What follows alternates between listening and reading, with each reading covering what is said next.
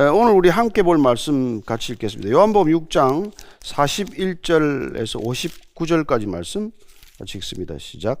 자기가 하늘에서 내려온 떡이라 하심으로 유대인들이 예수에 대하여 수군거려 이르되 이는 요셉의 아들 예수가 아니냐.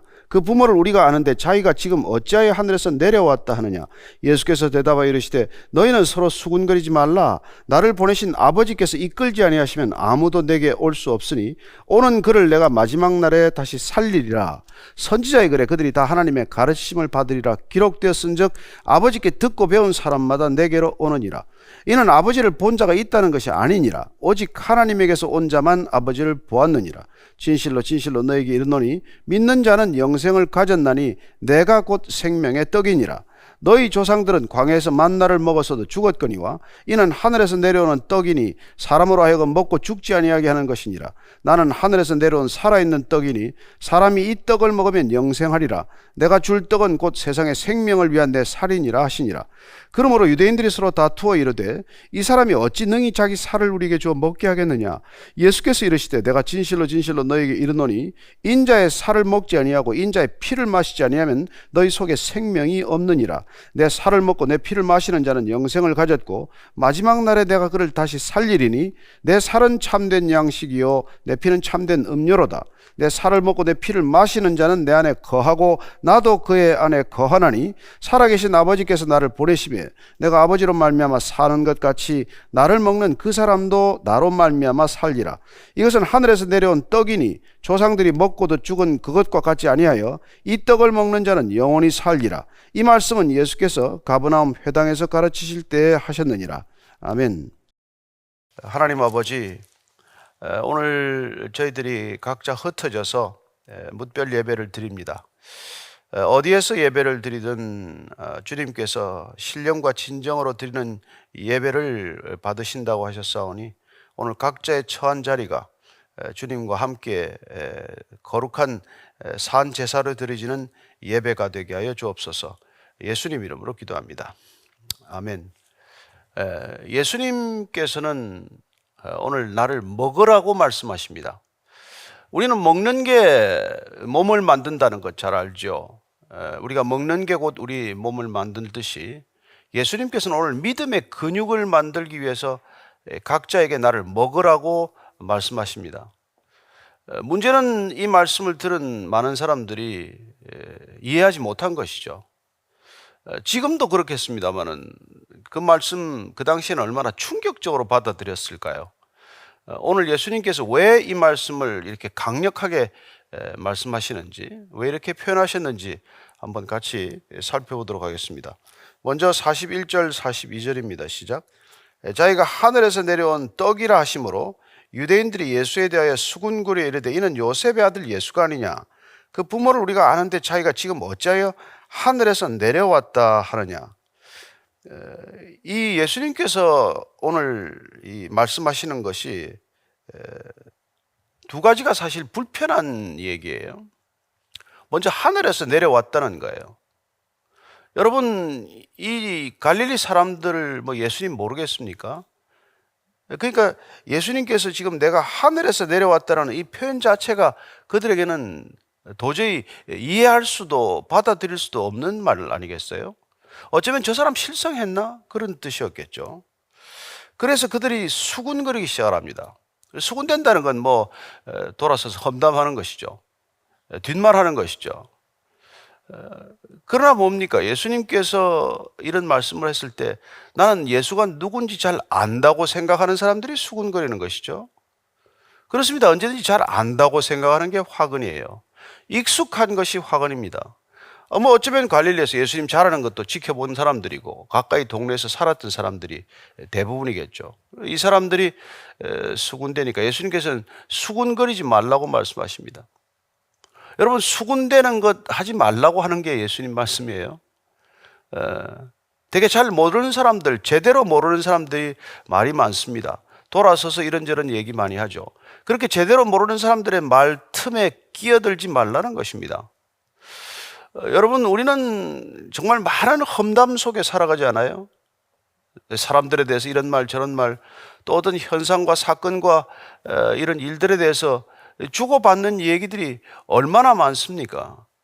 그러나 알면 알수록 대개는 침묵하지만 모르면 모를수록 말이 많고 제대로 알지 못하면서 수군대거나 험담하는 일이 많죠. 그렇습니다. 지금도 마찬가지예요. 교회를 잘 안다고 생각하는 사람들이 교회 비난하고 교회 뒷얘기를 많이 하는 것이죠. 성경 잘 안다고 하는 사람들이 사실 이단으로 간 사람들이 한둘이 아닙니다. 이단 교주들 보면 성경만 읽었대요. 그렇습니다. 내가 잘 안다고 생각하는 것들이 오히려 또 다른 편견 내지는 전혀 뜻하고자 하는 바와는 다른 소위 이른바 때로는 직통 계시를 받고 이단으로 빠지는 것들을 보게 됩니다. 그래서 우리는 사실 잘 안다고 말하는 것을 경계해야 되는 것이고 또 익숙한 것들을 우리 자신이 스스로 경계할 필요가 있는 것이죠. 그래서 그런 예수님에 대해서 이런 말씀을 하니까 당연히 그렇죠. 저 사람 요셉의 아들 아니냐? 저 사람 누군지 우리가 잘 알지 않느냐? 저 사람 잘하는 거 우리가 다 봤는데 하늘에서 내려왔더니 그게 무슨 말이냐? 이런 것이죠. 43절 44절입니다. 예수께서 대답하여 이르시되 너희는 서로 수군거리지 말라. 나를 보내신 아버지께서 이끌지 아니하시면 아무도 내게 올 수 없으니 오는 그를 내가 마지막 날에 다시 살리리라. 선지자의 글에 그들이 다 하나님의 가르치심을 받으리라 기록되었은즉 아버지께 듣고 배운 사람마다 내게로 오느니라. 오늘 보니까 예수님께서는 오늘 구원에 관한 핵심부터 말씀해 주시는 것을 듣습니다. 구원이란 나를 보내신 아버지께서 내게로 이끌어 오는 자를 내가 살리는 거라는 거예요. 그렇습니다. 아버지께서 이끌어 주시지 않으면 이때 사실 이끌다는 건 강력한 뜻이에요. 굳은 의지를 가지고 이끌어 오시는 것입니다. 인도하는 거예요. 그렇습니다. 구원은 전적으로 하나님의 의지예요. 하나님의 사랑입니다. 하나님의 일방적인 은혜라고 우리가 말하는 것이죠. 그래서 하나님께서 내게 이끌지 않으면 누구도 올 수 없다고 말씀하십니다. 우리가 예수님한테 가고 싶다고 가는 게 아니라는 거예요. 하나님께서 우리를 이끌어 주셨기 때문에. 그래서 예수님께서는 그 말씀을 뒷받침하기 위해서 선지자의 글을까지 인용을 하십니다만은 사실 사도 바울이 이 구원에 관한 얘기를 이렇게 핵심적인 표현을 다시 한번 정리해 주는 것이 우리가 에베소서 2장 8절 9절 말씀이죠. 예. 에베소서 2장 8절 9절 말씀 같이 한번 읽습니다. 시작. 너희는 그 은혜에 의하여 믿음으로 말미암아 구원을 받았으니 이것은 너희에게서 난 것이 아니요 하나님의 선물이라. 행위에서 난 것이 아니니 이는 누구든지 자랑하지 못하게 함이라. 예. 구원은 전적으로 하나님의 은혜, 일방적인 은혜에 의해서 받는 것입니다. 그러나 그렇다고 해서 우리가 구원받는 자들의 어떤 의지나 결단이 배제되는 것은 아니라는 것입니다. 그게 우리가 믿음으로 받는다는 거예요. 구원은 전적으로 일방적으로 하나님의 의도와 의지와 은혜의 선물이지만 그러나 그걸 구원받는 자의 믿음이라고 하는 손길, 이 두 가지 손길이 만나는 그 고리 역할을 예수님께서 하고 계신 것이죠. 그런데 오늘 예수님께서는 이사야서 말씀을 인용해서 그 하나님께서 마지막 시대에 어떻게 구원들이 이루어질 것인지에 대한 얘기를 한 번 더 강조하고 계신 것입니다. 이사야서 54장 10절 말씀을 인용하고 계세요. 그리고 오늘 예수님께서는 이 15장 15절 말씀을 통해서 이렇게 말씀하십니다. 이제부터는 너희를 종이라 하지 아니하리니 종은 주인이 하는 것을 알지 못함이라. 너희를 친구라 하였노니 내가 내 아버지께 들은 것을 다 너희에게 알게 하였음이라. 여러분, 예수님께서는 우리를 친구로 삼겠다고 말씀하십니다. 얼마나 놀라운 초대장입니까? 여러분, 어떤 종교가 어떤 신이 너를 내가 친구 삼겠다고 말하겠어요? 어떤 종교의 어떤 교주가 사실 나를 먹으라고까지 말하겠습니까? 예수님께서는 지금 아버지께서 내게 이끌어서 구원에 이르게 될 때 이 과정들을 쭉 말씀하시면서 나는 너를 종이라고 하지 않고 친구로 삼겠다는 거예요. 왜냐하면 내가 아버지께 들은 것을 다 너희에게 말했기 때문이라고 말합니다. 그렇습니다. 예수님께서는 내 말을 한 것이 아니라 아버지께 들은 것을 다 말씀하셨다고 지금 밝히신 것이죠. 그러면 예수님께서 떠나시고 나면 어떻게 됩니까? 예수님께서 떠나시고 나시면은 보혜사 성령이 와서 또 동일하게 예수님의 말씀을 또 다 그렇게 기억나게 할 것이고 또 밝히 드러나게 하실 것이라고 말씀하십니다. 그게 16장 13절 말씀이에요. 그러나 진리의 성령이 오시면 그가 너희를 모든 진리 가운데로 인도하시리니 그가 스스로 말하지 않고 오직 들은 것을 말하며 장래일을 너희에게 알리시리라. 그렇습니다. 오직 들은 것을 말씀하십니다. 자, 성부 하나님, 성자 하나님, 성령 하나님의 관계는 어떻습니까? 예수님 성자 하나님께서는 성부 하나님, 아버지께로부터 들은 것을 다 말씀해 주셨습니다. 내 얘기를 한 게 아니고 아버지 얘기를 하나도 빼놓지 않고 다 얘기를 하신 것, 그 말씀을 믿으라는 거예요. 그 말씀을 먹으라는 것입니다. 그리고 예수님께서는 다시 내가 떠난 뒤에 내 성령을 오시게 되면은 성령께서 다시 우리를 진리 가운데로 인도하시는데 그 성령님 또한 스스로 말하지 않는다. 그리고 오직 들은 것을 말할 것이다. 그렇게 말하는 것이죠. 따라서 예수님께 듣는 것은 곧 하나님 아버지께 듣는 것이죠. 또 성령님께 우리가 음성을 듣는다는 것은 곧 예수님 얘기를 듣는 것입니다. 오늘 예수님께서는 그렇게 정리를 해 주시는 것이죠. 그래서 우리는 하나님 아버지로부터 들은 것을 다 예수님을 통해서 들었기 때문에 예수님으로부터 들은 것은 곧 아버지께로부터 들은 것이고, 이사야 선지자가 이미 예루살렘의 회복을 통해 예언할 때부터 그때는 모두가 다 하나님을 아는 지식에 이를 것이라고 미리 얘기해 준 것이죠. 자, 46절 볼까요? 이는 아버지를 본 자가 있다는 것이 아니니라 오직 하나님에게서 온 자만 아버지를 보았느니라. 그렇습니다. 누구도 아버지를 본 자는 없지요. 예수님만 아버지를 보았습니다. 따라서 지금 하늘로부터 왔다는 게 저게 무슨 말이냐? 예수님께서는 하나님 아버지를 본 자, 하나님으로부터 보내심을 받은 자, 하나님께서 보내셔서 오신 자라고 지금 얘기하고 있는 것이죠. 따라서 예수님과 하나님과의 관계에 대해서 잘 모르는 사람들이 지금 이러쿵저러쿵 수군대고 비난하고 비판하는 것이지만, 예수님께서는 수군거리지 말라. 나 이외에 아버지를 본 자가 없다. 나 이외에 아버지께로 갈 자도 없다. 그러니 내 말을 들으라. 내 말을 믿으라. 이 얘기를 하시기 위해서 나를 먹으라고까지 말씀하시는 것이란 말이죠. 그래서 오늘 다시 우리가 듣는 이 익숙하고 이 놀라운 선포를 다시 한 번 더 듣는 것입니다. 이게 47절 48절이에요. 진실로 진실로 너에게 이르노니 믿는 자는 영생을 가졌나니 내가 곧 생명의 떡이다. 내가 곧 생명의 떡이다. 이 선포야말로 예수님께서 왜 나를 먹으라고 했는지 말씀하시는 그 핵심 아닙니까? 나는 생명의 떡이다. 곧 나는 생명이다. 그런 이 생명, 예수님 안에 있는 이 생명은 누굽니까? 하나님의 생명이에요. 하나님의 생명이 내 안에 있기 때문에 그 생명을 또한 예수님께서는 우리 모두에게 주시고자 하는 것이고, 그 생명 주시는 게 우리에겐 구원이고, 그 생명 받으면 우리도 영생하는 생명을 가진 자가 되는 것인데, 그걸 어떻게 받으라는 거예요? 믿음으로 받으라는 것이죠. 그리고 예수님께서는 믿는 자가 그러므로 영생을 가졌다라고 말하고 있는 것입니다. 따라서 그분이 영생을 가진 영생의 떡이라고 하는 걸 아는 게 복음 아닙니까? 그분이 영생의 떡이다.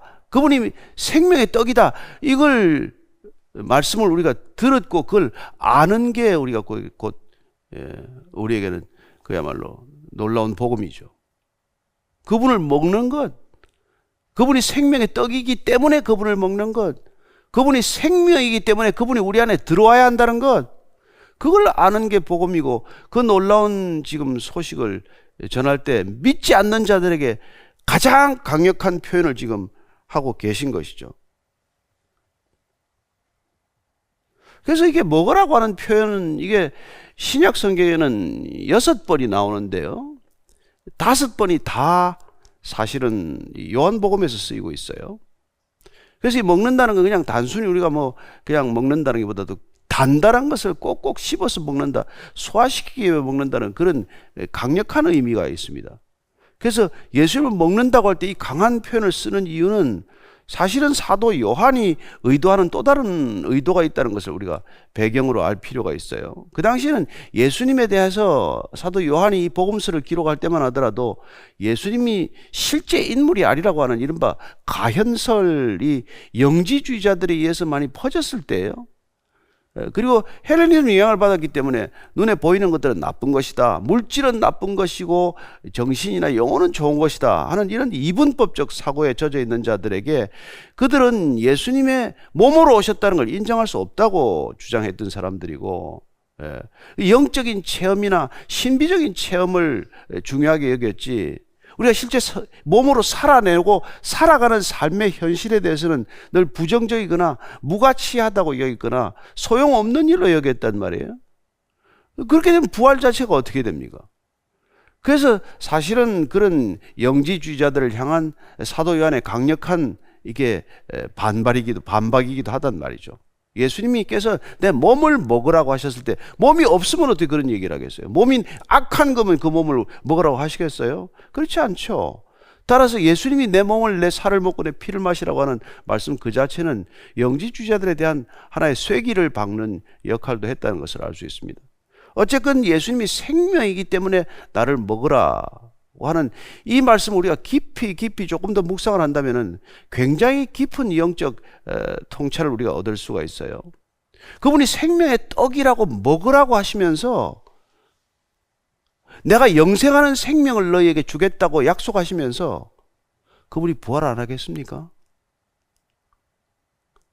내게 영원한 생명, 죽지 않는 생명, 사라지지 않는 생명, 그 생명이 내게 있기 때문에 나를 먹으라. 그러면 나를 먹는 자는 영생하는 생명이 그에게도 있을 것이라고 약속하시는 그분께서 십자가에서 죽으신들 죽어집니까? 따라서 우리는 그분이 영생하는 생명의 죽음 사건을 우리가 보게 되는 십자가 사건이야말로 영생하는 생명의 죽음을 통해서 죽음의 소멸을 가져온다는 것, 영생하는 생명의 죽음은 죽음이 아니라 죽음에 대한 사망 선고라는 것, 영생하는 생명에 대한 십자가의 죽음은 부활의 곧 증거가 된다는 것, 그걸 우리가 한번 깊이 생각해 볼 필요가 있다는 것이죠. 따라서 예수님께서는 이 내가 영생하는 떡이다, 생명의 떡이다 라고 말하고 그 떡을 먹어라, 생명을 먹어라, 나를 먹으라고 하시는 것은 어쩌면 우리에게는 다 뭐 되짚어 볼 말이지만은 그분의 말씀 가운데는 이미 부활에 대한 굳은 증거를 우리에게 제시하고 있는 것과 마찬가지라는 것입니다. 자, 그래서 이 예수님께서는 다시 계속해서 만나와의 비유를 또 말씀해 주시죠. 이미 한 차례 더 했던 말씀입니다. 49절에서 51절까지입니다. 너희 조상들은 광야에서 만나를 먹었어도 죽었거니와 이는 하늘에서 내려오는 떡이니 사람으로 하여금 먹고 죽지 아니하게 하는 것이니라. 나는 하늘에서 내려온 살아있는 떡이니 사람이 이 떡을 먹으면 영생하리다. 내가 줄 떡은 곧 세상의 생명을 위한 내 살이니라 하시니라. 자, 만나와는 다르다는 거예요. 그들은 만나처럼 매일 떡 달라 그거 요구할지 모르겠지만은 그러나 그 만나는 매일 내려서 매일 아침에 걷어서 매일 먹었지만 죽었고 한 사람도 남기지 않고 다 죽지 않았느냐. 그러나 나는 그 만나와는 다르다는 것이에요. 물론 만나도 위로부터 왔습니다. 하늘에서 내렸어요. 하나님 아버지께서 주신 것입니다. 그러나 그 만나는 먹어도 죽는 것이고 먹어도 배고픈 것이고 먹어도 우리의 허기를 해결하지 않지만 근본적으로 예수님께서 약속하시는 이 생명의 떡은 만나와 달리 먹으면 영생하는 생명이 됨으로써 우리를 굶주림에서부터 우리의 허기짐 배고픔에서부터 영적인 모든 갈증으로부터 우리를 풀려나게 하신다는 그런 말씀이죠. 따라서 그분께서는 이 생명을 위해서 내 살을 먹어라 이렇게 말하는 것입니다. 지금 여기까지 말씀하면 어떨까요? 어쩌면 조금 알아듣는 사람도 있었을지 몰라요. 그래서 52절 보니까 그러므로 유대인들이 서로 다투어 이르되 이 사람이 어찌 능히 자기 살을 우리에게 주어 먹게 하겠느냐. 다투었다는 말은 뭐예요? 서로 논쟁했다는 것이죠. 그럼 예수님 말씀을 한번 귀담아 들어보자. 말도 안 되는 소리다 하는 논쟁이 시작됐다는 뜻이고, 그런 논쟁이 일어났다는 이유는 벌써 예수님께서 지금 이 말씀을 통해서 이미 그들의 심령 가운데 살아 움직이는 것들을 보게 하는 것이죠. 자, 53절부터 55절까지입니다. 예수께서 이르시되 내가 진실로 진실로 너희에게 이르노니 인자의 살을 먹지 아니하고 인자의 피를 마시지 아니하면 너희 속에 생명이 없느니라. 내 살을 먹고 내 피를 마시는 자는 영생을 가졌고 마지막 날에 내가 그를 다시 살리리니 내 살은 참된 양식이요 내 피는 참된 음료로다. 논쟁하는 것을 보고 한 번 더 강력한 표현을 하신 것이죠. 더 이상 말씀하기 어려운 표현입니다. 나를 먹으라고 하는 표현에서 이제 완전히 구체적으로 내 살을 먹고 내 피를 마시라고까지 얘기를 한 것이죠. 이 이상 어떻게 더 얘기합니까? 이 이상.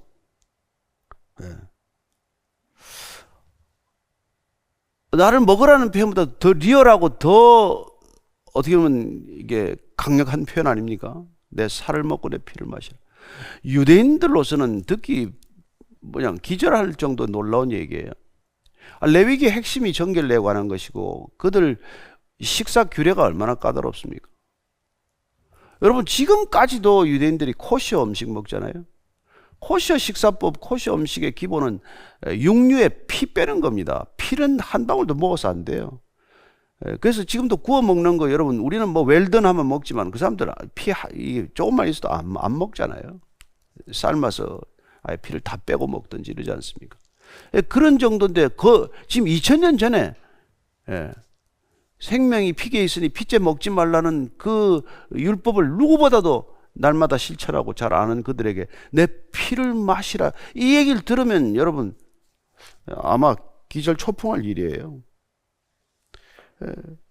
그런데 예수님께서는 지금 마지막 어떤 금도를 넘어선 표현이에요. 내 살을 먹고 내 피를 마셔야 영생이 있다.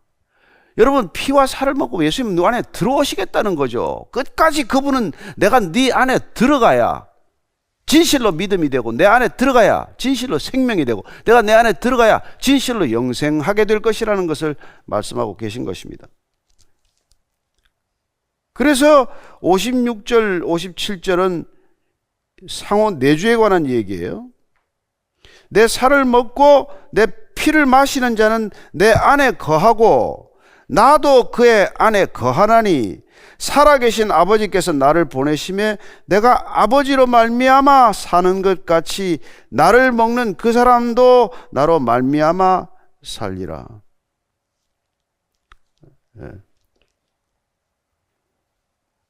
여러분 먹는다는 거 결국 우리 안에 들어오는 것이죠. 우리는 먹는 것과 하나 되는 것이죠. 예수님의 피가 내 안에 들어오면은 그분이 물론 내 안에 계시지만은 이 영적인 신비의 세계에서는 나 또한 그분 안에 거하는 게 된다는 거예요. 그래서 먹는다라는 표현을 빌어서 예수님께서 말씀하시는 것은 내가 내 안에 이렇게 상호 내주하는 관계를 통해서 일치되고 연합되는 것이야말로 하나님 아버지와 내가 하나이듯이 너희들과도 하나 되고 일치되는 것 유일한 길이라고 말씀하고 계신 것이죠. 그래서 내가 아버지께로부터 보냄을 받아서 아버지의 생명이 내 안에서 나와 하나 된 것 같이 나도 너희들 안으로 들어감으로써 내 살과 피가 너희들에게 들어감으로써 그렇죠. 내 살과 내 피를 준다는 표현은 어차피 십자가에서 죽음을 이미 내포하고 있는 것이고 설명하고 있는 것이고 시사하는 것이죠. 내 죽음으로 영생하는 생명의 죽음으로 영생하는 생명을 내게 주겠다는 거예요. 그러므로 죽을 수밖에 없는 우리 존재가 영생하는 존재로 우리를 구원하시겠다는 거란 말이죠. 그래서 그분이 내 안에 계시고 내가 그분 안에 계신 것 이걸 믿음이라고 합니다. 믿음이 여러분 아주 그냥 추상적인 믿음이 아니란 말이에요. 그분이 우리 안에 계신 것, 그게 믿음이에요. 그러니까 내 믿음 가지고 자랑할 거 하나도 없단 말이죠. 네. 내 믿음으로 믿어지는 게 아니란 말이죠. 믿음조차도 그분이 우리에게 다가오셔서 생명을 주셔야 우리가 반응할 수 있는 것. 그래서 6장 35절을 보면은 이렇게 돼 있잖아요. 예수께서 이르시되 나는 생명의 떡이니 내게 오는 자는 결코 줄이지 아니할 터이요 나를 믿는 자는 영원히 목마르지 아니하리라. 여러분, 예수 정말 믿으면 그분이 우리 안에 들어오셨기 때문에 결코 줄이거나 목마르지 않는다는 뜻은 결코 더 이상 흔들리지 않는 인생 되는 것이죠. 더 이상 방황하는 인생 되지 않는 것입니다. 더 이상 오락가락하지 않는다는 거예요.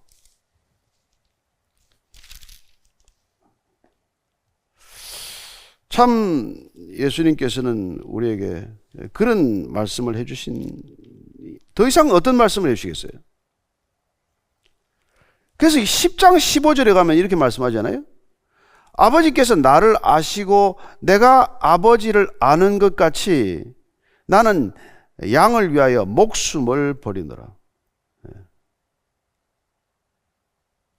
벌써 목숨을 버린다고 얘기하지 않습니까? 그분께서 내 살과 피를 먹으라고 하고 그냥 말로 수사학적인 표현이 아니란 말이에요. 내가 내 살과 피를 먹게 하겠다 하는 것은 내가 내 양을 알고 그를 위해서 나는 목숨을 버리겠다. 그분은 목숨을 버려서 우리에게 살과 피로 들어오겠다는 거예요. 먹고 마시라는 거예요. 물론 나중에 성찬으로 연결이 됩니다만 이 말씀 당시에는 성찬을 우리에게 떠올리게 할 수는 없었겠죠.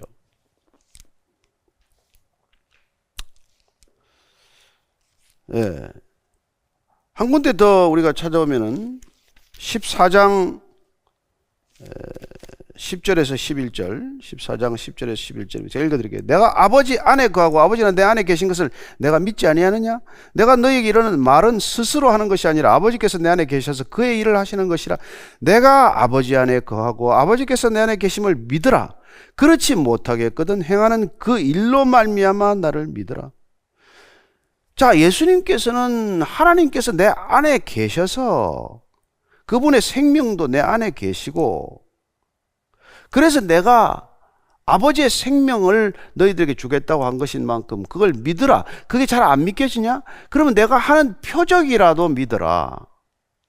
그분은 이미 생명의 표적을 보이지 않았습니까? 그래서 물이 포도주가 되기도 하고 왕의 종의 신하 아들이 그렇게 다 죽어가다가 또 살아나기도 하고 38년 된 병자가 일어나 걷기도 하고 이게 다 생명 현상 아니에요? 그분 안에 하나님의 생명, 신적 생명, 영원한 생명이 있기에 그 아버지의 생명, 하나님의 생명이 있기 때문에 지금 이런 말씀을 하시는 거란 말이에요. 그런데 그 당시 사람들이 그걸 어떻게 알아들겠죠? 저 사람 예수 옛날에 목수하던 애 아니냐? 이 사람이라고 표현하죠. 이자 이렇게 무시하고 업신여기는 표현을 하는 것도 이해는 가요. 그렇지만 예수님께서는 제발 믿으라. 나를 믿으라. 그래서 그분께서는 하나님의 일이 뭐라고 말합니까? 하나님의 일이 뭐예요? 그게 6장 29절 말씀 아닙니까? 우리가 읽었던 말씀. 예? 다시 읽죠. 예수께서 대답하여 이르시되 하나님께서 보내신 이를 믿는 것이 하나님의 일이니라. 따라서 우리가 하나님의 일을 할 수 있도록 믿음을 가질 수 있도록 우리가 믿음으로 살아갈 수 있도록 그분께서는 우리 안에 거주하겠다, 거하겠다, 머무르겠다고 지금 선포하시는 것입니다. 따라서 그분을 아는 것은 곧 믿는 것이고 우리가 아는 만큼 그분을 믿을 것이고 믿는 만큼 또 그분을 알게 되겠죠. 따라서 그분께서는 지금 줄곧 믿음을 향해서 우리를 인도해 가시는 것입니다. 내 말을 믿으라. 내 말이 안 믿기면 내가 하는 표적, 내 이 일을 보고라도 믿으라. 그렇게 안 믿겨지니까 내가 내 안에 들어가야 되겠다. 내가 좀 내 안에 들어가기 위해서 너는 나를 먹으라. 내 살을 먹고 내 피를 마시라. 예. 그러면 내게 영생하는 생명이 주어질 것이다 라고 말하는 것이죠. 자, 당시 사람들이 예수님을 왜 이 말씀을 못 믿었을까요? 궁극적으로는 이 말씀 듣고 싶지 않습니다. 왜냐하면 영생하는 생명보다도 그들은 눈앞의 생존의 조건이 더 중요한 사람들이니까 그런 거죠. 따라서 그들에게는 예수님의 생명이 아니라 자기 육신의 생명을 연장하고 유지하고 강화하고 더 풍성하게 할 수 있는 것들, 물질적인 것들에 더 큰 관심이 있었기 때문이죠. 여러분, 더 많은 관심을 쫓아서 우리의 안테나는 움직이게 되어 있어요. 더 많은 것들을 우리가 진정으로 추구하는 것들로 우리는 우리의 몸 전체가 방향과 태도를 결정하게 되어 있습니다. 예수님께로 향하지 못하는 까닭, 예수님의 말씀이 안 들리는 까닭, 그토록 절규하듯 하소연하듯이 나를 먹으라고 하는 말씀에 순종할 수 없는 까닭은 그게 우리를 영생하는 게 아니라 돈이 있어야, 우리에게는 권력이 있어야, 보이는 우리 육신에게는 그런 것들이 있어야 생명을 유지하는 것이다 라는 착각 때문에 예수님이 잘 안 들어오는 것이죠. 안 보이는 것이죠. 예수님이 쑥 우리 안으로 들어올 길이 없는 것입니다. 그럼에도 예수님은 계속 부르짖을 거예요. 나는 누구다? 나는 하나님이다. 이 말씀을 계속 하실 것입니다. 그렇습니다. 오늘 주께서 나를 먹으라고 하신 말씀 다시 한번 우리가 새겨 듣고 내 살을 먹고 내 피를 마시고 그분이 내 안에 들어오시겠다는 이 진정한 의도를 내가 어떻게 해석하고 내가 어떻게 받아들이고 내가 어떻게 순종해서 믿음의 길을 완주할 것인가 생각하는 주일 되기를 축원합니다. 기도하시겠습니다. 하나님 아버지, 감사합니다. 이렇게 단순하게 이렇게 한마디로 일러주셔서 감사합니다. 먹으라고 하셨사오니 날마다 먹겠습니다. 떡을 먹듯 밥 먹듯 매일 먹겠습니다. 매 순간 숨 쉬듯 숨을 쉬겠습니다. 주님 내 안에 계셔서 항상 주님과 동행하는 인생 되게 하여 주옵소서. 믿음이 흔들리지 않는 반석과 같은 믿음의 사람 되게 하여 주옵소서. 예수님 이름으로 기도합니다. 아멘.